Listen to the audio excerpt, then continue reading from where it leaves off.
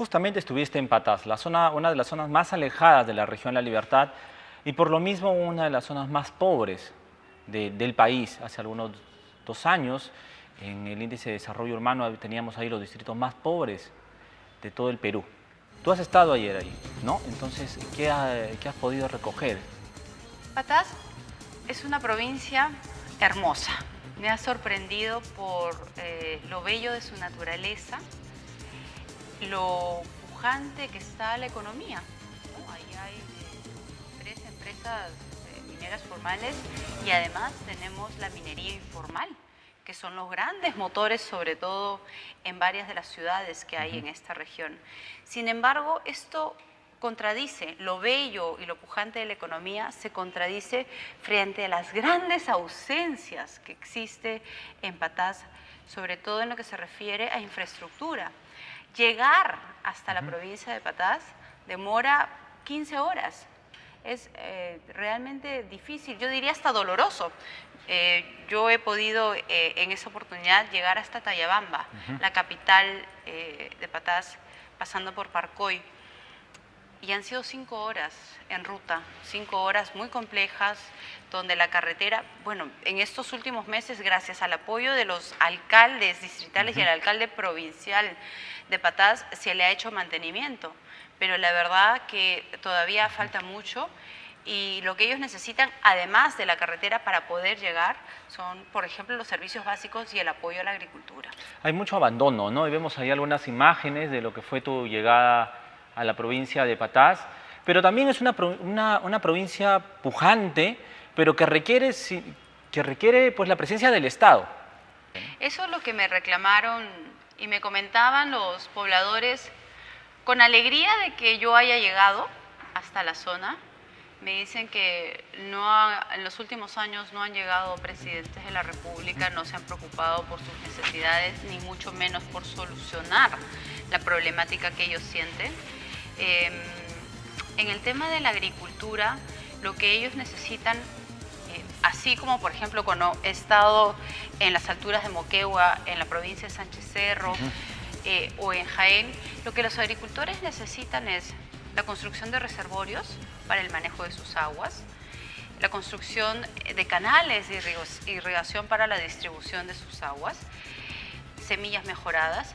Entonces, en el tema de la agricultura nos falta mucho, sobre todo en la zona altoandina. Bueno, sin embargo, un tema que obviamente va a ser en agenda en esta campaña presidencial es la seguridad ciudadana. Sí. La seguridad ciudadana y obviamente la zona norte del país, Trujillo mismo, lo está sufriendo. ¿Qué propone Keiko Fujimori para acabar con la delincuencia? Hoy me comentaban que muchos de los negocios, digamos en toda la zona de Trujillo, silenciosamente tienen que pagar cupos. No solamente las bodegas, sino a veces hasta los mototaxis. Y esto es realmente inaceptable. Primero, tenemos que criticar a este gobierno porque han pasado 4 años y lamentablemente no se ha hecho nada, ¿no? Uno de los debates principales en el año 2011 era con referencia a la seguridad ciudadana. Qué pena. Esperamos que el presidente Humala en estos 7, 8 meses que le queda pueda tomar decisiones. Sin embargo, ¿qué planteamos desde Fuerza Popular? Primero, que tiene que tener la estrategia para luchar contra la delincuencia una visión integral, que implica 2 grandes factores. Uno, el trabajo de la prevención. ¿Qué debemos hacer para que los jóvenes no caigan en las redes del pandillaje y la delincuencia? Y ahí debemos enfocarnos mucho en, por ejemplo, fomentar el deporte, fomentar eventos culturales, pero sobre todo, y esto me lo dicen los jóvenes, señora, lo que nosotros queremos es chamba, queremos trabajo. Entonces, una de las propuestas de Fuerza Popular es dar incentivos tributarios a las empresas que contraten más jóvenes. De esta manera vamos a fomentar el trabajo juvenil, para que la juventud tenga mayores opciones a conseguir trabajo. Luego viene el trabajo de articulación con las instituciones que tienen que ver con la sanción. La policía, el Ministerio Público, el Poder Judicial y el Instituto Penitenciario. De nada sirve solo fortaleciendo a la policía, que es importante y es una necesidad, si sabemos que en el camino de la cadena de articulación alguno de estos sectores no va a hacerlo bien? Claro. Si no, recordemos que hace un mes y medio atrás se capturó a una banda de delincuentes. Es decir, el fiscal hace la acusación y una jueza libera a los 50 delincuentes. Entonces hay una impunidad en nuestro país, Sí. que saben que los delincuentes, si roban un celular que cuesta menos de 750 soles, no pasa nada. Entonces tenemos que cambiar las penalidades y buscar sanciones también para los delitos menores. En segundo lugar, tenemos que ser muy firmes y entender que hay muchos funcionarios honestos, pero hay algunos que lamentablemente no son honestos. Y ahí tiene que haber una sanción firme de parte del Estado para luchar contra la delincuencia. Porque sabemos además que a veces finalmente se logra la sanción. ¿Y qué ocurre en las cárceles? Claro. No hemos podido colocar bloqueadores de celulares y a veces se hacen grandes fiestas. Entonces, siendo conscientes de esa realidad, yo lo que ofrezco es firmeza, es mano dura para luchar contra este flagelo. Hace algunos días hemos tenido nosotros también aquí al candidato por el Partido Aprista, Alan García Pérez, y entre sus planteamientos en el tema de seguridad ciudadana propone militarizar, que el ejército, los militares salgan a las calles de manera disuasiva para enfrentar obviamente estas bandas criminales. Bajo tu análisis, ¿es una salida posible? La Constitución permite que las Fuerzas Armadas en un estado de emergencia estén momentáneamente en una circunscripción. Eso es posible, sí, y eso hay que hacerlo cuando la necesidad y cuando la situación lo amerita. Pero masivamente que nuestras Fuerzas Armadas salgan a patrullar las calles me parece contraproducente, porque la formación de las Fuerzas Armadas es absolutamente diferente a la formación de la policía. Las Fuerzas Armadas están preparadas para la guerra. La Policía Nacional está preparada para salvaguardar la integridad de los ciudadanos. Entonces, entendiendo esa diferenciación, es que lo que tenemos que hacer es fortalecer a la policía y además lo que debemos hacer es utilizar a las fuerzas civiles. Hoy hay muchísimos miembros del Serenazgo. Además, no nos olvidemos, cuando derrotamos al terrorismo, se organizó la población a través de rondas campesinas, con quienes he estado ahora en Patás, y se organizaron los comités de autodefensa. Con ese mismo criterio y además con las ansias de la población de colaborar, podemos organizar a la población, pero además dándole las herramientas para que puedan contribuir con el Estado. Perfecto. Vamos a ir a una pausa, Perfecto. permíteme. Conversamos con Keiko Fujimori, candidata a la presidencia de la República por Fuerza Popular. Vamos a una pausa y regresamos para conversar tras la misma respecto a estas encuestas. Ella viene liderando las encuestas, tiene un voto duro ahí, se mantiene. Pero ¿qué análisis hay detrás de las mismas? Vamos a conversarlo con ella y también qué piensa de los demás candidatos. Regresamos.